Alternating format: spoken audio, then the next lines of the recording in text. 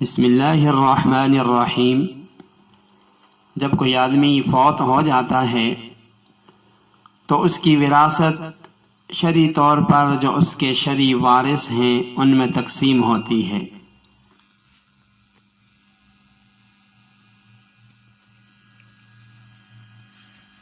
لیکن کچھ اسباب، کچھ موانع ایسے ہیں جن کی وجہ سے آدمی وراثت سے محروم رہ جاتا ہے۔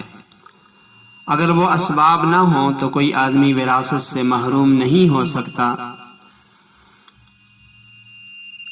ان میں سے پہلا سبب اختلاف دین ہے۔ مثلا باپ مسلمان ہے اور بیٹا کافر ہو گیا تو یہ کافر بیٹا باپ کی وراثت سے محروم ہوگا،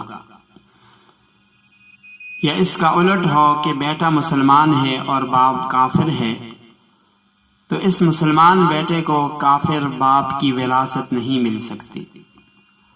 اور یہاں یہ بات بھی سمجھ لیں کہ کافر سے وہی کافر مراد نہیں جن کو عام طور پر لوگ سمجھتے ہیں کہ مثلا یہودی کافر ہیں، عیسائی کافر ہیں، سکھ کافر ہیں، ہندو کافر ہیں، عوام انہی کو کافر سمجھتے ہیں، مگر کافر سے مراد وہ کافر ہیں جن کو شریعت کافر کہے۔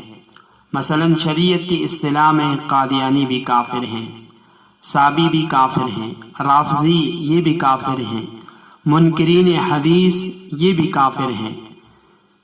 حضرت مولانا رشید احمد گنگوہی رحمہ اللہ ہمارے اکابر میں سے گزرے ہیں، ان کا فتاوی رشیدیہ موجود ہے۔ ان سے کسی نے یہ مسئلہ دریافت کیا کہ حضرت ایک شخص رافضی ہے، شیعہ ہے، کیا اس کی وراثت سنی بیٹے کو مل سکتی ہے یا نہیں؟ اور دوسرا مسئلہ یہ بتائیں کہ سنی اور رافضی کا نکاح ہو سکتا ہے یا نہیں؟ تو حضرت نے فرمایا کہ فقہی طور پر نہ تو بیٹا وارث بن سکتا ہے اور نہ ہی نکاح ہو سکتا ہے۔ تمام فقہا کا اس بات پر اتفاق ہے۔ آج بہت سارے لوگ اس کا لحاظ نہیں رکھتے، حالانکہ سب سے پہلے یہ دیکھنا چاہیے کہ جہاں ہماری بیٹی جا رہی ہے اس شخص کا عقیدہ کیا ہے، عقیدہ ٹھیک ہے یا نہیں۔ بہت سارے لوگ اس کے اندر غفلت، لاپرواہی کرتے ہیں، بلکہ وہاں پر مال دیکھتے ہیں، لڑکے کی شکل و صورت دیکھتے ہیں، کاروبار دیکھتے ہیں۔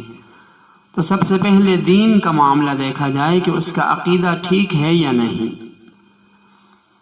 اور حقیقتاً بہت ساری جگہیں ایسی ہوتی ہیں کہ جہاں قطعاً نکاح نہیں ہو سکتا۔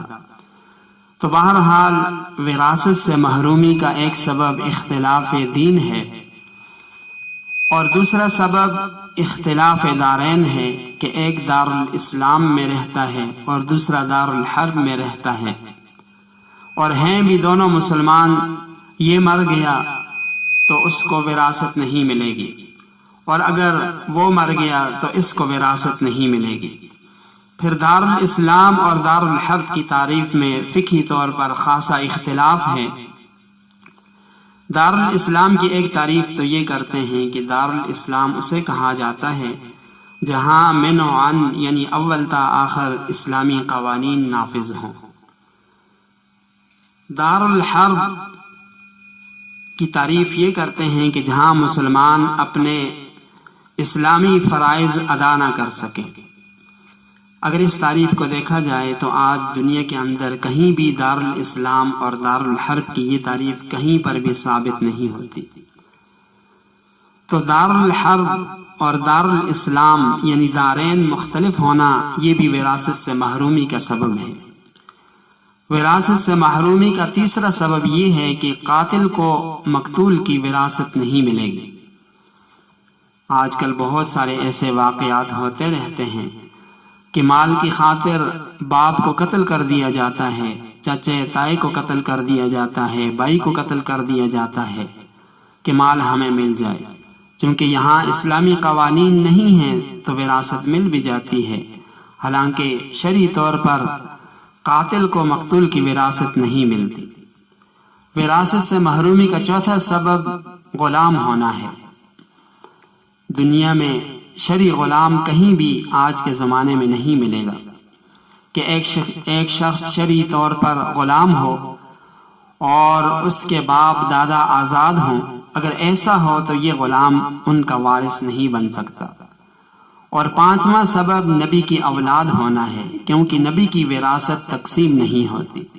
چنانچہ نبی پاک صلی اللہ علیہ وسلم کی وفات ہوئی تو کچھ مدت کے بعد بعض ازواج مطہرات جن کو مسئلہ معلوم نہیں تھا، اسی طرح حضرت فاطمہ رضی اللہ تعالی عنہ حضرت ابو بکر صدیق رضی اللہ تعالی عنہ سے انہوں نے مطالبہ کیا کہ آپ صلی اللہ علیہ وسلم کی جو جائیداد ہے آپ کے شرعی وارثوں میں تقسیم کی جائے اور شرعی طور پر ہمارا جو حصہ بنتا ہے وہ ہمیں دیا جائے۔ تو حضرت ابو بکر صدیق رضی اللہ تعالی عنہ نے فرمایا کہ نبی پاک صلی اللہ علیہ وسلم کا یہ فرمان ہے کہ ہم جو انبیاء علیہ السلام کی جماعت ہیں ہمارا کوئی وارث نہیں ہوتا، ہم جو کچھ چھوڑ جاتے ہیں وہ صدقہ ہوتا ہے۔ بخاری مسلم کے اندر یہ روایت بھی موجود ہے کہ حضرت عمر رضی اللہ تعالی عنہ نے حضرت علی سے سوال کیا کہ یہ نبی پاک صلی اللہ علیہ وسلم کا فرمان ہے کہ پیغمبروں کی وراثت تقسیم نہیں ہوتی۔ قال نعم، تو حضرت علی رضی اللہ تعالی عنہ نے فرمایا کہ ہاں، آپ صلی اللہ علیہ وسلم کا ارشاد ہے۔ اسی طرح حضرت عباس رضی اللہ تعالی عنہ سے سوال کیا کہ نبی پاک صلی اللہ علیہ وسلم کا یہ فرمان ہے کہ پیغمبروں کی وراثت تقسیم نہیں ہوتی، تو انہوں نے بھی کہا کہ اللہ تعالیٰ گواہ ہے، ہاں نبی پاک صلی اللہ علیہ وسلم کا یہ فرمان ہے۔ تو وراثت سے محرومی کا پانچواں سبب نبی کی اولاد ہونا ہے۔ اسی لیے ازواج مطہرات اور آپ علیہ السلام کی بیٹی حضرت فاطمہ کو آپ علیہ السلام کی وراثت سے حصہ نہیں ملا، کیونکہ انبیاء علیہ السلام کی وراثت تقسیم نہیں ہوتی۔ آج کل کے زمانے میں اس پر خاصا پروپیگنڈا کیا جاتا ہے، لیکن حقیقت یہی ہے کہ یہ نبی پاک صلی اللہ علیہ وسلم کا فرمان ہے کہ انبیاء علیہ السلام کی جو کچھ بھی وہ چھوڑ کر جاتے ہیں وہ ان کے شرعی وارثوں میں تقسیم نہیں ہوتا، بلکہ وہ جو کچھ بھی چھوڑ کر جاتے ہیں وہ صدقہ خیرات ہوتا ہے۔